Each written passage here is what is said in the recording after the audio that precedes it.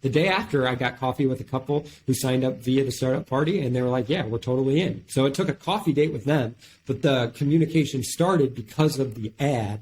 And then ultimately the way your team built it out to be able to get their information and build that relationship. So it wasn't just the benefit of the startup party, it was the benefit of the relationship where I can keep connecting with people.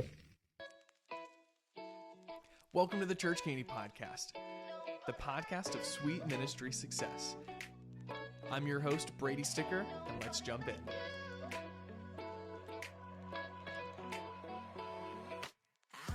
Hey, welcome back. Today, we're going to be sitting down with Josh Whitlow with Purpose Church, a new church coming to Arizona in 2023. Josh, how are you doing today?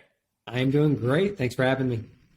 Yeah. So here's the thing, Josh. They are a client of Church Candy. We help them with their outreach and marketing, and the thing is, they are absolutely killing it. So I wanted today to almost be a case study on how to do interest parties well. So the definition of an interest party is you basically want to get a group of people together in a room, and you want to cast a vision on your new church and have people take a next step and follow up with them and get them, committed to your team, ideally, onto your launch team. Now, Josh, I want to ask, whenever we first spoke, you talked about, you did some things before that worked really well, and you did some things that did not work well at all. So talk me through what have you tried before whenever it comes to doing your church's interest parties?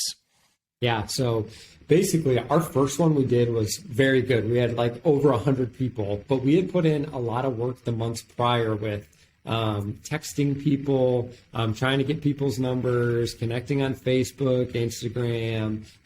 Basically, I think I personally invited over 100 people, just interacting with people at grocery stores and different civic events and all of those pieces.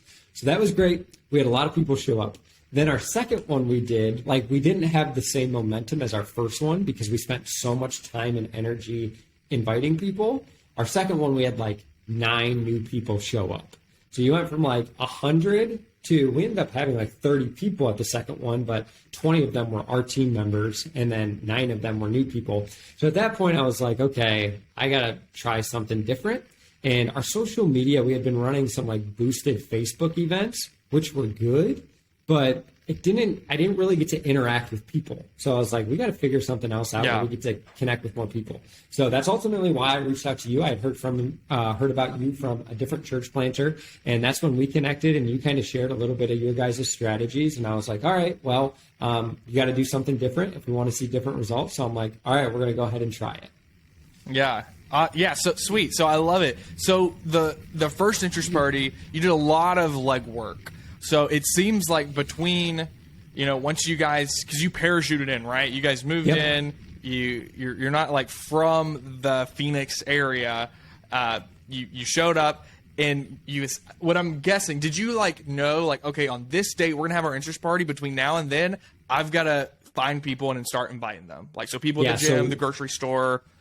Yeah, we drove in. I got here middle of July, and we had a startup party scheduled for August 15th or something. So I was I have 4 weeks. I know we have 7 people who I know are going to go because they've either moved with us or we just knew a couple people here. And we reserved the room for 100 people, which was crazy at the time of thinking. And I'm just like, God, we got to figure out who the heck's going to show up. So I worked so hard. It was great. But it was really hard because you're connecting with so many different people. You're inviting so many people. So it's you need that type of grit. But what I realized is a couple startup parties later, through your process and just connecting through some of the social media ads and the way that we did work with you, it was just a lot easier to get the amount of people who ended up showing up. Yeah. So I'm going to kind of walk through our strategy and, what we recommend churches doing for interest parties. So the first inclination, and exactly what you did, Josh, is okay, I want to do Facebook marketing for my event. I'm going to create an event on Facebook and press that boost button. Now, that's definitely the easiest way to do it. It's a little time. They will give you an option. Just I want to spend this much, and then you can target just the people in your area. It's super easy. The problem is you're not making any personal connections. It's a very loose invite. So many people just say interested, And then you could do that and then put the legwork and sweat equity in, follow up with all the people that said interested, send them friend request, shoot them a DM. You can definitely do that. Is that something that you did whenever you boosted the Oh yeah, so event? every person who was interested, I Facebook friend requested them. I send them messages. But here's what happened with me, and I actually, you might know this more than I did, but what was happening is like the first few people that I was messaging, they were seeing my messages, but I had sent so many different messages that I don't know if like Facebook like flagged my account or something. It started going to people's spam essentially. Yeah. And if they didn't accept the friend request or they didn't allow people to friend them, they don't see it because it's in the spam folder of the messages. So what ended up happening is a lot of the people I was putting the legwork in never actually saw the message because they didn't accept the friend request. So I got some people from that, but overall, like it was a lot of work and it wasn't very effective. Yeah. So when you do that, what I would recommend if you're going to go that route, send them a friend request. Don't send the message until or if they accept it. Because if they don't accept it, then you're going to have a higher likelihood of Facebook like flagging your account and you're going to start ending up in the spam folder. And you obviously don't want that.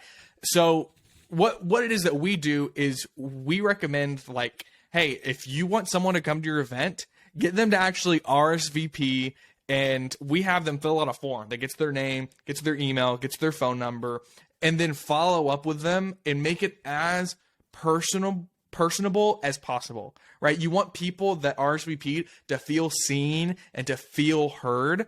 I feel like a lot of the times we try to automate everything, and that's great. And even me and Josh, we automate a lot of that follow-up process. But I guarantee you, and I don't know exactly what you did, but that's what I want to ask. So we have some of the automated text and things that go out to these people, but what did you do to follow up with everyone that RSVP'd to actually get them to show up for the event that we did with you? Yeah, so Brady's not going to want to brag, so I'm going to brag on him for a second.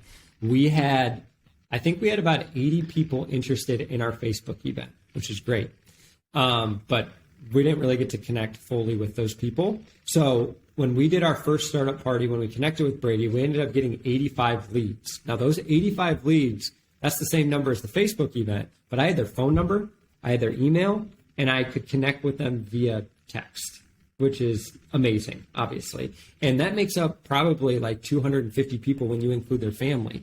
So then basically, through the automated system that your team helped build out, there were some automated texts. So it started off by asking a question so that they would respond.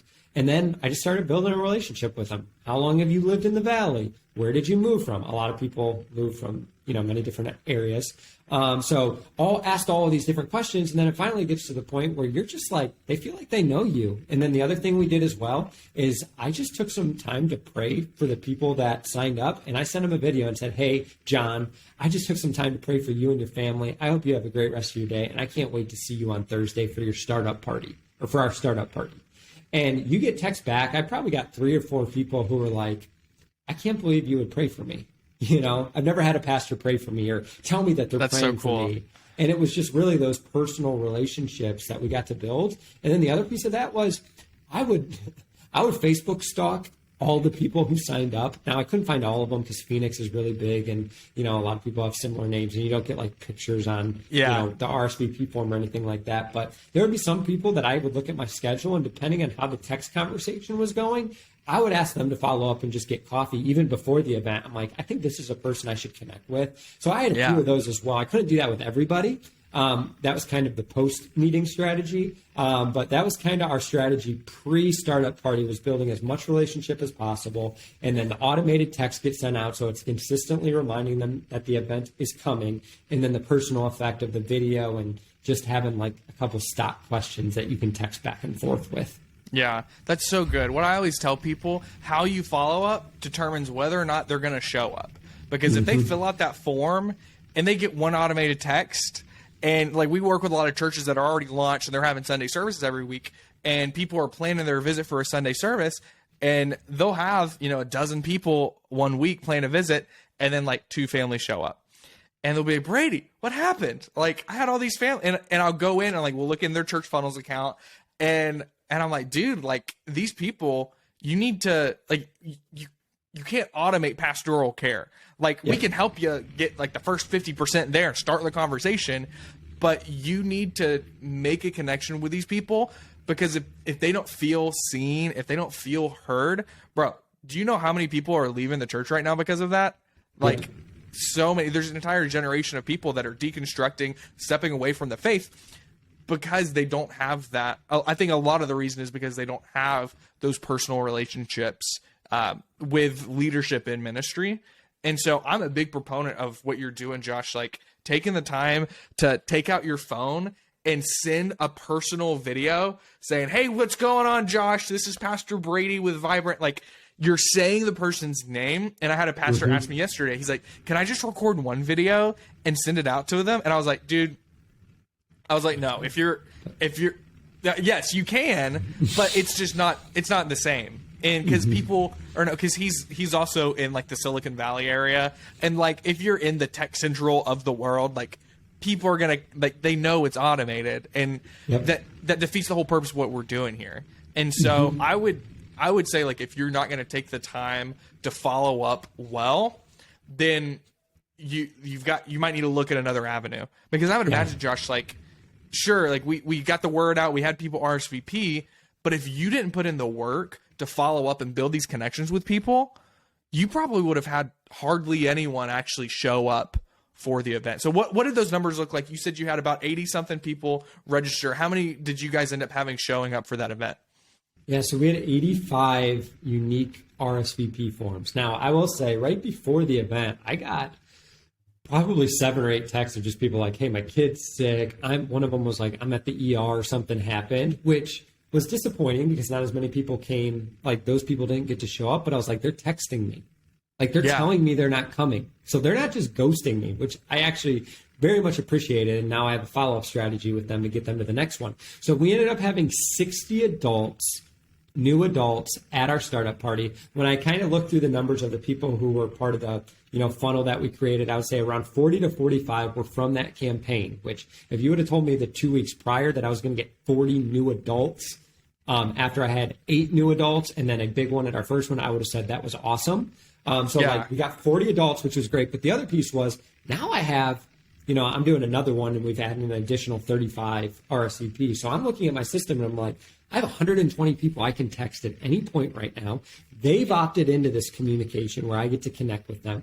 I'm following up, and there's people of those 85 who are like, hey, I couldn't come this past one, but I'm going to go to the next one. So now I have these people in the funnel where I can keep connecting with them too. So the benefit was, we had new people show up, but I'm also looking at the future. Like, I have relationships with people now, and some people didn't respond at all, and that's going to happen, but I'm looking at people. And then I also had probably 5 to 6 coffees post startup party with people who didn't come, who weren't able to come because, they signed up 2 weeks prior and something came up, but I still got coffee with them. The day after, I got coffee with a couple who signed up via the startup party, and they were like, yeah, we're totally in. So it took a coffee date with them, but the communication started because of the ad, and then ultimately the way your team built it out to be able to get their information and build that relationship. So it wasn't just the benefit of the startup party, it was the benefit of the relationship where I can keep connecting with people. That's so good, man. That's so good. Walk me through, how have you been structuring these events? Is it like, do you have everyone sit down and you like give like a mini message and you preach to them to a little bit? Do you just cast vision for like 5 minutes and then hand them like connect cards? Like, walk me through your process of how you're actually running these events and like where you're doing them at and the themes and stuff. Yeah, so some guys I talked to, they all do it in like different spots, which I think is cool for us. We decided to do it in the same spot. It's called it's a rec center, which for some people they'd be like, it seems a little weird. I'd rather do it in a coffee spot vibe, which I get. But our rec center in our area is super nice and it's super new and it's centrally located. So we're like, this is a good spot for it. The AV's good, and just like all the elements there feel really good. So people come in. We have tables. We did dinner the first one, and then we did desserts for the rest of them. So we have some like, small business that maybe they would know. If not, it's cool to support a small business in the area where you can invite people. And then we had childcare. So anybody under 10, we put in a separate room and then they played. And basically what we told our leaders is first 15 minutes, Your job is to connect with the people at the tables. They may enjoy the vision, but if they connect with you and like you, the likelihood of them sticking on and being part of our team is huge. So the front row vision was like, we have people at our tables who are hosting, that are building relationships and caring for people. Then I would come up, I shared probably for 15 minutes and just kind of shared the vision of our church and what we were excited about. It was super it was high level. It wasn't like super nitty gritty details. But then at the end of it, I basically said, hey, you may be in 3 spots right now. Maybe you're not interested. That's okay. Maybe you need more information. You can't just listen to a 15-minute talk and be like, I'm going to be all in. I would love to follow up and have coffee with you. But some of you, God's impressed it upon your heart, and you know this is the step that you need to take. I would encourage you to fill out the count me in. And then we kind of gave upcoming events of what that means to actually be in. So you're committing to our launch team. You're committing to invite other people. And then some people don't do this, but I actually think it's good to have a bar and an expectation for people. We ask people if they're going to be in to give.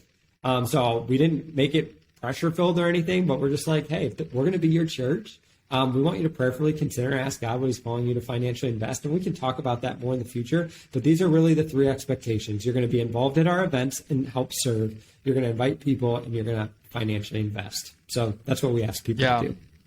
That's awesome, man. That's awesome. And then there you had physical connect cards. And then what was your next step? How did you follow up with all the people that filled that out? Yeah, so physical connect cards, told them to fill that out before they left.